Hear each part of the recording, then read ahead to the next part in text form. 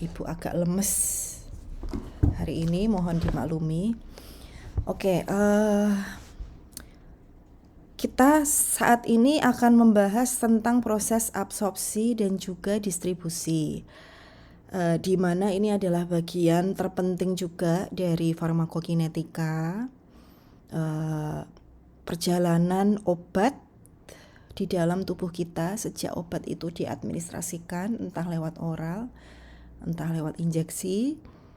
Kemudian obat itu langsung ke tahap selanjutnya mengalami absorpsi dan juga distribusi. Nah, di sini kita akan mengenal apa saja gitu yang perlu kita pelajari terkait farmakokinetika dasar pada proses absorpsi dan juga distribusi. Jadi nanti tidak hanya sekedar absorpsi itu obatnya diabsorpsi terus udah, distribusi obatnya didistribusikan dan udah. Tapi ada banyak parameter yang akan kita pelajari di proses absorpsi dan distribusi tersebut. Nah, farmakokinetika itu adalah mempelajari nasib obat dan 4 proses utama dari farmakokinetika itu sendiri. Itu kan sudah Ibu jelaskan kemarin gitu ya, yaitu ada absorpsi, kemudian obat masuk ke plasma mengalami distribusi, kemudian ada yang obat di metabolisme di hati, dan juga ada yang mengalami eliminasi pada akhirnya, dan juga ekskresi.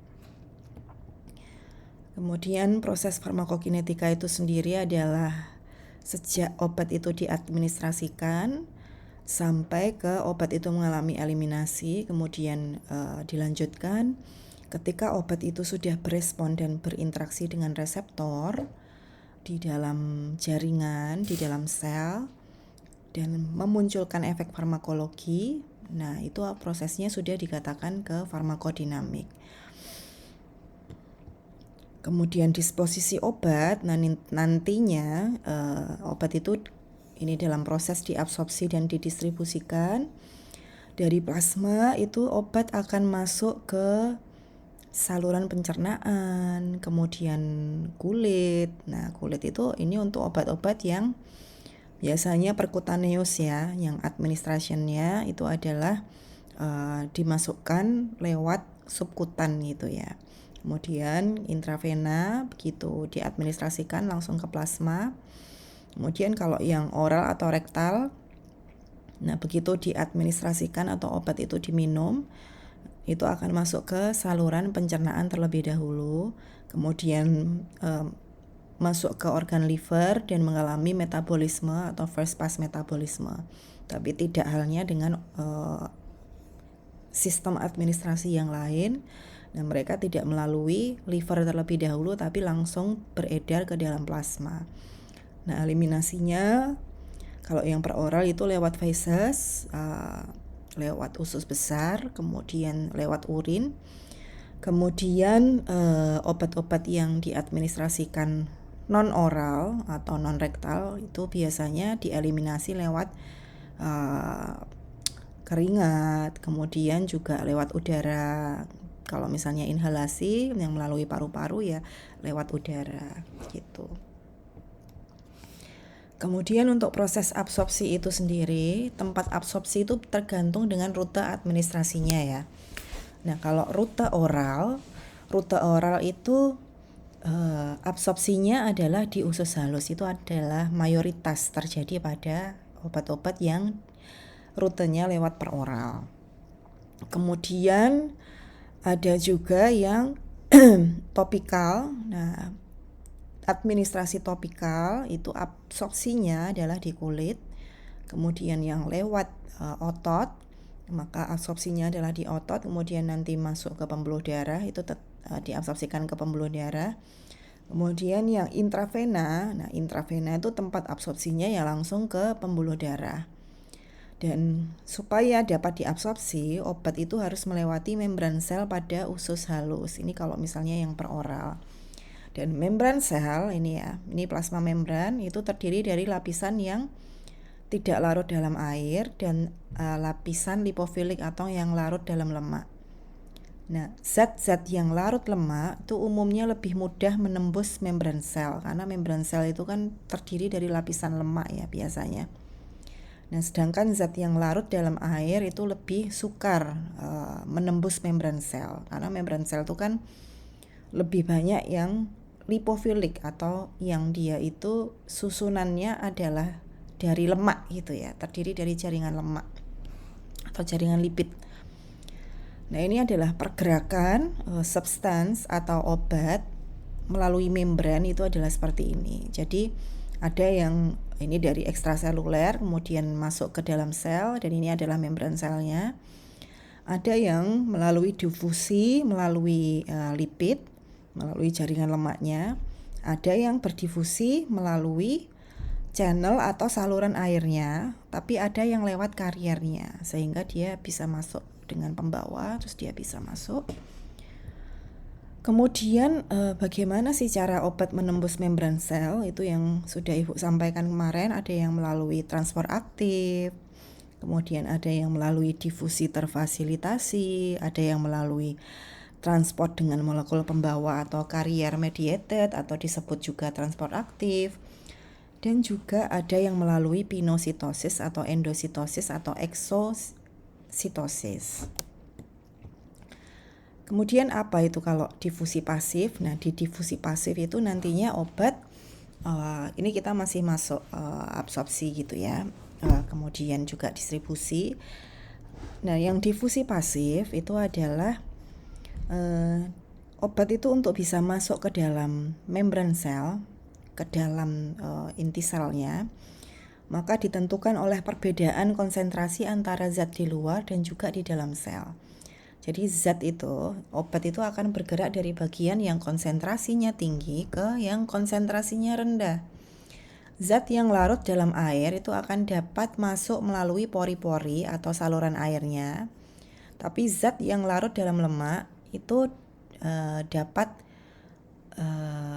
masuk melalui bagian jaringan lipidnya. Dan kebanyakan obat itu masuk dengan cara difusi pasif.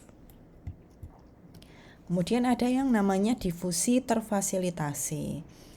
Nah, apa itu difusi terfasilitasi? Yaitu adalah zat-zat tertentu itu dapat masuk melalui protein pembawa atau karier protein yang membawa molekul-molekul besar. Nah, molekul pembawa ini dapat berubah bentuk sehingga nanti memungkinkan lewatnya zat-zat menuruti gradien konsentrasi atau difusi. Nah, proses ini disebut difusi terfasilitasi karena ada molekul pembawanya ya atau drug transporternya. Kemudian seperti difusi pasif, proses ini itu tidak memerlukan energi. Namun proses ini itu dapat dihalangi oleh zat yang dapat berkompetisi dalam mengikat protein pembawa tersebut dan juga dapat menjadi jenuh atau mengalami saturasi. Jadi ada step tertentu ketika nantinya membran sel itu atau karier proteinnya itu tidak bisa membawa lagi zat obatnya kalau misalnya sudah jenuh. Jadi memerlukan waktu kembali untuk bisa reversible ya, untuk bisa menerima obatnya kembali atau untuk bisa mentransport zat obatnya kembali ke dalam sel. Kemudian kalau transport aktif itu apa? Nah, transport aktif itu adalah obat itu untuk bisa masuk ke dalam sel itu memerlukan protein pembawa khusus yang terdapat dalam membran sel. Tuh ya. Nah, proses ini memerlukan energi dari pemecahan ATP. Nah, kalau yang difusi pasif itu tidak memerlukan energi. Nah, tapi kalau yang transport aktif itu memerlukan energi dari pemecahan ATP. Dan protein pembawa itu dapat menggerakkan obat berlawanan dengan gradien konsentrasinya. Jadi dari konsentrasi yang rendah ke konsentrasi tinggi. Oleh karenanya perlu tenaga tambahan yaitu ATP. Semacam mobil, tenaga tambahannya perlu bensin. Kemudian mobil listrik perlu listrik, seperti itu. Nah, itu ciri-ciri transport aktif. Nah, transport aktif ini selektif dan dia itu juga dapat secara kompetitif tuh dihambat oleh zat-zat kotransport lainnya, dan proses ini juga bisa mengalami kejenuhan gitu ya, bisa menjadi jenuh. Nah, untuk contoh molekul pembawanya itu ada yang organik. transporter, kemudian ada yang organic anion transporter, dan juga ada yang molekul pembawa menggunakan P-glikoprotein atau PGP. Kemudian ada yang dinamakan proses pinositosis atau endositosis dan juga eksositosis. Nah, proses ini itu digunakan untuk transportasi obat-obat yang berukuran besar.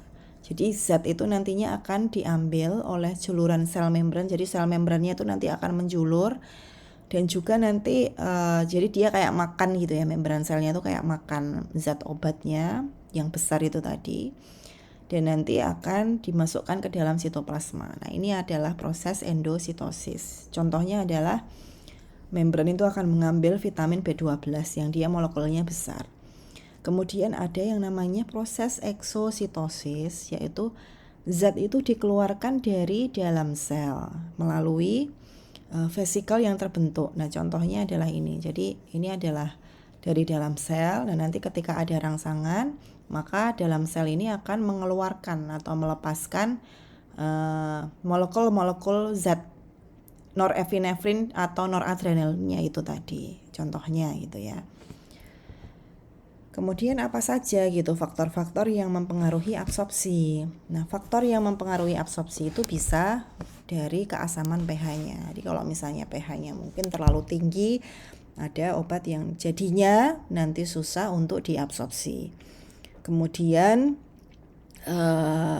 tergantung juga dari aliran darahnya. Kalau misalnya aliran darah ke tempat absorpsinya itu rendet gitu ya atau kecil, nah otomatis nanti absorpsinya juga akan agak susah gitu dibandingkan yang aliran darahnya lancar. Kemudian juga luas permukaannya. Ya, kalau misalnya nanti luas permukaannya semakin besar, maka absorpsinya juga semakin besar. Nah, itu sudah Ibu sampaikan juga ya, kemarin sudah Ibu singgung, termasuk waktu kontaknya, dan juga terdapat molekul pembawa atau P-glikoprotein. Jadi dia adalah istilahnya dia yang membawa dan dia yang mendorong gitu ya, mendorong obatnya itu untuk bisa diabsorpsi. Itu adalah P-glikoprotein. Kemudian, nah ini kita sudah mulai masuk ke perhitungan. Kalau kemarin kan masih membahas kulitnya saja, tapi kalau saat ini kita mulai ke perhitungan. Jadi pengaruh pH pada absorpsi itu juga besar gitu ya. Jadi banyak obat yang terdiri dari asam lemah atau basa lemah, dan obat-obat yang berupa asam lemah itu dia itu pada larutan pH yang rendah, dia itu tidak terionisasi, si obat ini tidak terionisasi. Nah, sedangkan pada larutan pH yang tinggi, si obat ini akan lebih banyak yang terionisasi. Nah, demikian sebaliknya dengan yang bersifat basa lemah. Nah, yang bersifat basa lemah itu pada larutan pH yang jadi pH yang dia itu tinggi, nah ia tidak terionisasi. Sedangkan pada larutan pH yang dia itu rendah, nah itu akan lebih banyak yang terionisasi. Nah, obat yang terionisasi itu biasanya akan lebih larut air sehingga dia sukar diserap. Tapi obat yang dalam bentuk molekul itu biasanya lebih larut lemak dan juga mudah diserap. Jadi ini nantinya itu akan menentukan kalian yang kerja di industri, yang kerja di formulasi gitu ya, di bagian formulasi.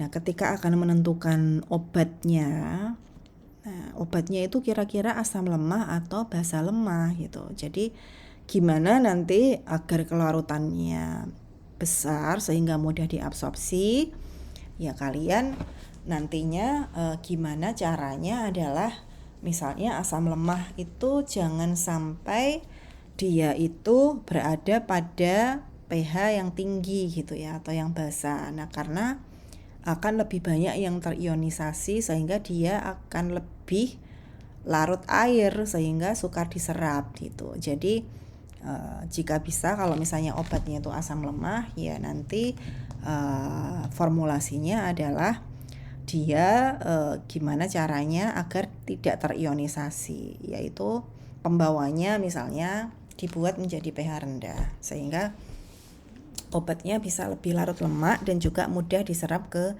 jaringan.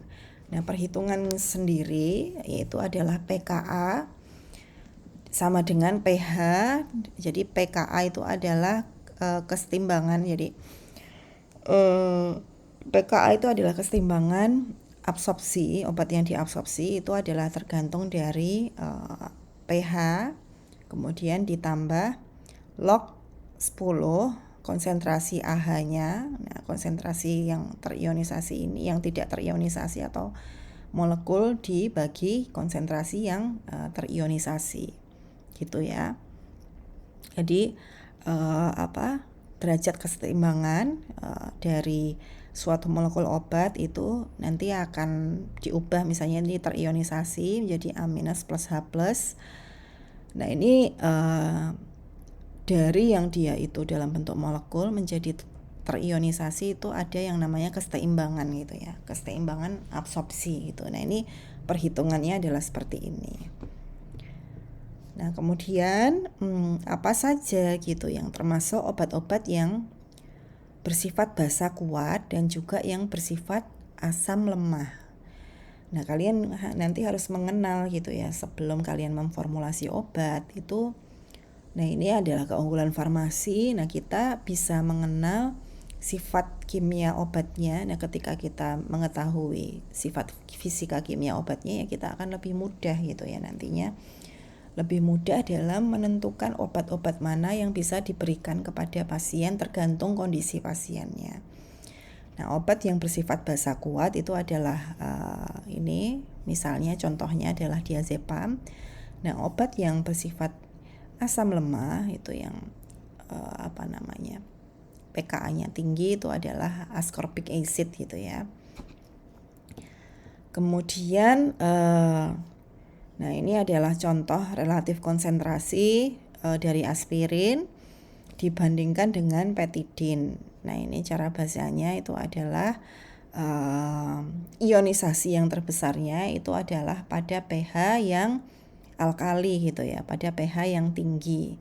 Nah, kalau pada pH yang rendah, ini aspirin itu kalau misalnya pada pH yang rendah maka dia ionisasinya kurang dari 0,1. Tapi kalau misalnya pada pH yang tinggi maka ionisasinya itu akan lebih besar lagi gitu. Kemudian kalau petidin itu adalah basa lemah. Nah, dia ionisasinya itu akan lebih tinggi pada ketika dia itu terlarut dalam larutan yang pH-nya itu adalah 3 atau pH-nya semakin asam gitu ya. Ini adalah pH semakin asam. Nah, kalau ini pH yang semakin basa. Nah, kalau misalnya pada pH yang pH yang cukup tinggi gitu ya, pada pH 8, maka petidin itu dia tidak mudah untuk terionisasi. Sehingga kalau tidak mudah terionisasi ya dia kelarutannya atau dia masuk membrannya itu akan lebih mudah gitu ya, karena dia tidak banyak terionisasi. Kemudian selain itu absorpsi itu juga dipengaruhi peredaran darah ke tempat penyerapan. Jadi usus halus ketika dia menerima lebih banyak aliran darah dari lambung, maka absorpsinya itu nanti akan lebih banyak terjadi di usus halus. Kemudian juga olahraga itu juga dapat menurunkan aliran darah ke usus. Dan shock itu juga dapat menurunkan absorpsi obat secara subkutan. Kemudian selain itu yang mempengaruhi absorpsi adalah usus halus, luas permukaannya gitu. Jadi luas permukaan usus halusnya, semakin luas permukaan usus halusnya, maka penyerapannya akan semakin tinggi gitu ya. Jadi misalnya ini adalah villi, itu permukaan areanya kalau misalnya semakin besar gitu ya luasnya, maka akan menambah luas permukaan untuk menyerap obat juga gitu. Jadi kalau misalnya semakin luas, maka semakin mudah untuk diserap obatnya. Kemudian juga yang mempengaruhi adalah waktu kontak dengan permukaan absorpsi. Nah, di sini bisa diterangkan. Ini contohnya adalah uh, jika semakin tinggi waktu kontaknya dengan permukaan absorpsi, maka semakin besar absorpsinya. Nah, kalau misalnya waktu pengosongan lambungnya itu bertambah, maka penyerapan di usus itu akan menurun dan sebaliknya. Tapi kalau misalnya waktu singgah di ususnya itu berkurang, maka absorpsinya pun juga akan berkurang dan juga sebaliknya. Itu ya.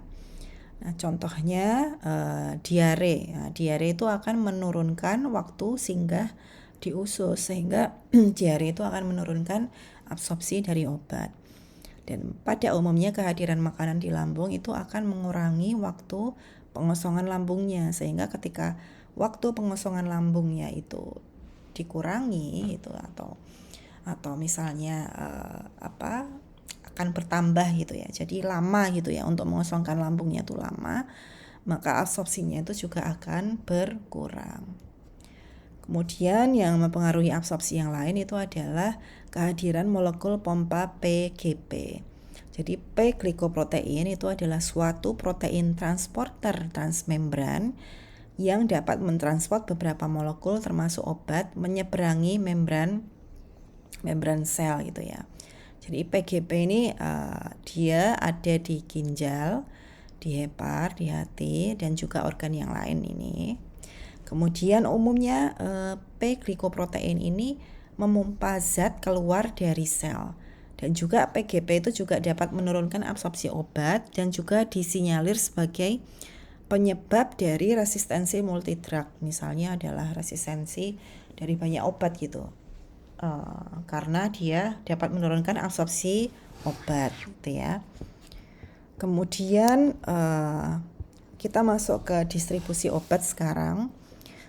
Nah, di distribusi obat ini, jadi obat itu kan setelah diabsorpsi, dia obat harus didistribusikan ke seluruh tubuh.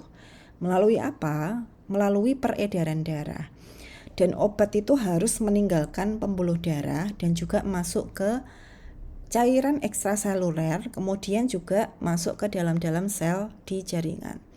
Nah, pengangkutan obat dari plasma ke interstisium itu tadi, ke cairan ekstraseluler di dalam sel itu tergantung pada peredaran darah, kemudian permeabilitas, ikatan dengan protein, kemudian juga hydrophobicity dan lipopolicity dan juga volume distribusinya. Ini yang mempengaruhi. Jadi ini adalah faktor-faktor yang mempengaruhi distribusi obat atau distribusi suatu obat. Nah, sebelumnya kita perlu mengenal kompartemen di dalam tubuh. Nah, kompartemen di dalam tubuh, jadi di mana obat itu nantinya diserap dan juga didistribusikan, itu adalah ini ya. Jadi ini adalah obat yang terikat protein dan ini adalah obat yang tidak terikat protein. Nah, ini obat yang terikat protein. Nah, ini obat yang tidak terikat protein. Nah, ini didistribusikan dari plasma, jadi cairan plasma dan juga cairan transseluler. Kemudian dia bisa masuk ke cairan intraseluler dan dia bisa masuk ke cairan interstisial. Nah, yang paling besar itu adalah yang masuk ke cairan intraseluler yaitu 35%. Kemudian di bawahnya adalah yang didistribusikan ke cairan interstisial. Itu adalah obat. Kemudian lemak itu juga mengambil peranan 20% dari ikatan obat. Tuh ya. Jadi ini adalah kompartemen distribusi obat di dalam tubuh. Jadi ini adalah obat itu bisa terdistribusi kemana saja sih. Yaitu adalah ke kompartemen-kompartemen ini. Jadi ada yang ke lemak 20%, ada yang ke cairan transseluler 2%, ada yang ke cairan intraseluler 35%. Kemudian ada yang cairan interstisial 16% itu. Ini adalah kompartemen obat di dalam tubuh. Kemudian ini yang mempengaruhi ya kita kita ulas lagi gitu, yang mempengaruhi distribusi obat itu adalah aliran darahnya. Jadi jumlah dan kecepatan aliran darah ke pembuluh kapiler itu bervariasi antara organ-organ tertentu. Jadi distribusi obat itu juga dipengaruhi aliran darahnya. Dan bervariasi kecepatan aliran darahnya pada organ yang berbeda. Jadi misalnya begini, aliran darah yang baik itu adalah yang menuju ke organ-organ otak, liver atau hepar, dan juga ginjal. Tapi aliran darah yang cukup rendah atau yang cukup jelek itu aliran darah yang ke jaringan lemak, kemudian yang ke kulit, dan juga organ-organ yang dalam gitu ya, organ-organ dalaman yang lain selain otak, hepar, dan juga ginjal. Jadi ini adalah perbandingannya. Nah, ini yang bagus itu adalah ke ginjal, ke liver, tapi kalau yang lain itu agak kecil gitu ya aliran darahnya, sehingga obat-obat yang dia memang diciptakan gitu untuk side actionnya itu adalah di otak, hepar, dan ginjal, itu biasanya dia akan lebih cepat terdistribusikan karena aliran darahnya lebih baik gitu ya daripada yang jaringan-jaringan atau organ-organ yang lain. Kemudian distribusi itu juga ditentukan oleh permeabilitas kapiler, di mana permeabilitas kapiler itu juga ditentukan oleh struktur kapilernya dan juga struktur kimia dari obatnya. Nah, di struktur kapiler itu adalah bervariasi gitu ya. Jadi bervariasi nanti berdasarkan fraksi membrannya yang memiliki cerah di antara sel-sel endotelialnya. Nah, misalnya adalah ini nih di otak. Nah, struktur kapilari itu adalah berterusan dan tidak ada slit junction. Dan itu beda yang di otak dengan yang di hepar atau yang di ginjal itu beda. Karena kalau yang di hepar dan juga ginjal itu sebagian besar membrannya itu terpapar dengan kapilari yang besar sehingga plasma proteinnya itu juga besar.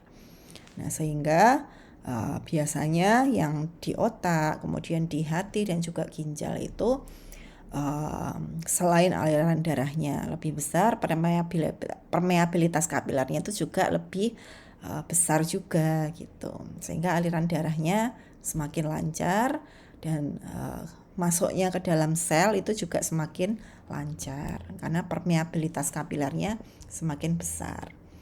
Nah, ini adalah penjelasan dari distribusi obat di liver. Itu adalah ini adalah struktur endotelial cell di liver. Jadi penetrasi yang besar itu memungkinkan obat untuk dia itu memungkinkan obat untuk masuk gitu ya, untuk masuk dalam jumlah yang besar dan memudahkan obat untuk masuk atau bertukar dengan mudah gitu antara darah, pembuluh darah, dan juga interstisium yang ada di liver.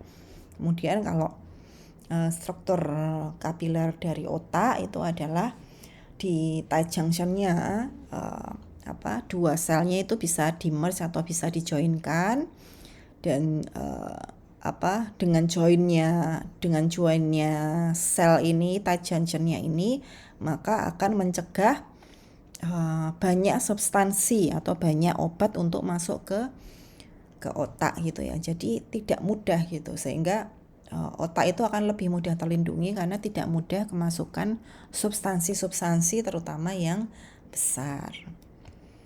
Kemudian ini untuk obat yang masuk ke dalam jaringan otak.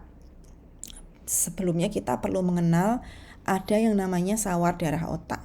Jadi blood-brain barrier atau sawar darah otak ini dia itu fungsinya untuk mencegah gitu ya, mencegah supaya hanya substansi-substansi obat tertentu saja gitu yang bisa masuk, sehingga obat-obat yang tidak diperlukan untuk mengobati otak itu dia tidak bisa masuk atau susah masuk gitu, dan hanya obat-obat tertentu yang memang diperuntukkan untuk mengobati bagian otak atau sel saraf di otak saja gitu yang bisa masuk gitu. Jadi ada yang namanya blood-brain barrier, tuh tugasnya itu adalah untuk melindungi otak gitu dari molekul-molekul yang tidak berguna yang masuk ke otak gitu. Kemudian obat yang larut lemak itu dapat menembus otak atau kapiler pada saraf pusat secara langsung. Tapi obat-obat yang terionisasi atau polar itu pada umumnya tidak bisa menembus dari CNS-nya atau kapiler pada saraf pusat di otak. Nah, sel-sel yang sangat rapat tersusun ini itu membentuk suatu tight junction yang disebut sawar darah barrier, sawar darah otak atau blood brain barrier atau BBB. Nah, ini seperti ini ya. Jadi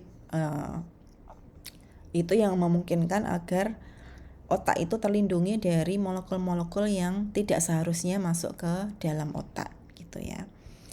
Kemudian yang mempengaruhi dari distribusi itu juga sifat kimia obatnya. Dan sifat kimia obat itu juga sangat mempengaruhi kemampuannya gitu ya untuk melewati sel membran. Nah, obat-obat hidrofobik atau yang dia itu tidak larut dalam air itu memiliki distribusi elektron yang seragam dan juga tidak ada muatan total. Itu sehingga dapat mudah melewati membran. Tapi kalau obat-obat yang larut air itu dia biasanya tidak dapat menembus membran dan dia harus melalui slit junction-nya atau celah-celahnya. Nah, ini kalian juga sebaiknya bisa membedakan antara mana sih obat-obat yang mudah larut dalam air, yang hidrofilik, dan obat-obat yang tidak mudah larut dalam air. Nah, diazepam itu kan tidak mudah larut dalam air sehingga dia memerlukan pelarut yang mudah larut gitu ya. Jadi dia lebih ke lipid gitu ya, yang dia lipofilik. Hidrofobik itu adalah lipofilik, yang tidak mudah larut dalam air itu berarti dia mudah larut ke dalam lemak gitu. Sehingga nanti pelarutnya ya sebaiknya yang terbuat dari yang larut lemak gitu ya. Kemudian distribusi obat itu juga terkait dengan protein binding atau ikatan obat dengan protein. Nah, di sini kita bisa lihat banyak obat itu terikat pada protein plasma, di sini albumin gitu ya. Jadi obat-obat yang biasanya bersifat asam itu akan terikat pada albumin. Tapi obat-obat yang bersifat basa itu mengikat pada alfa 1 acid glycoprotein yang ada di jaringan ini ya. Nah, obat yang terikat protein itu biasanya tidak aktif secara farmakologi. Jadi hanya obat-obat yang bebas gitu ya, dalam bentuk bebas, free drug, itu yang dapat bekerja di dalam jaringan atau yang bisa masuk ke jaringan. Jadi ya sebaiknya obat itu kita formulasikan untuk tidak mudah terikat dengan protein yang ada dalam plasma, dalam hal ini albumin gitu ya. Dan di sini ini bisa dilihat, ini adalah tabel dari plasma protein. Jadi protein plasma concentration atau konsentrasi dari protein plasma. Nah, kalau albumin itu konsentrasi normalnya sekian, kalau alfa glikoprotein atau lipoprotein sekian gitu ya. Nah, ikatan dengan protein dalam jaringan itu atau tissue binding itu bisa dijelaskan dengan ini. Jadi beberapa obat itu kan cenderung terakumulasi di dalam jaringan sehingga konsentrasi di dalam jaringan itu biasanya lebih tinggi daripada konsentrasi obat yang di dalam plasma. Nah, ini disebabkan karena apa? Karena adanya itu tadi ikatan obat-obat dengan lemak, dengan protein dan juga asam nukleat. Nah, dengan demikian jaringan itu menjadi tempat menyimpan gitu ya, menjadi tempat penyimpanan yang akan melepaskan obat itu ke plasma itu kalau diperlukan. Jadi sehingga bisa memperpanjang masa kerja obatnya.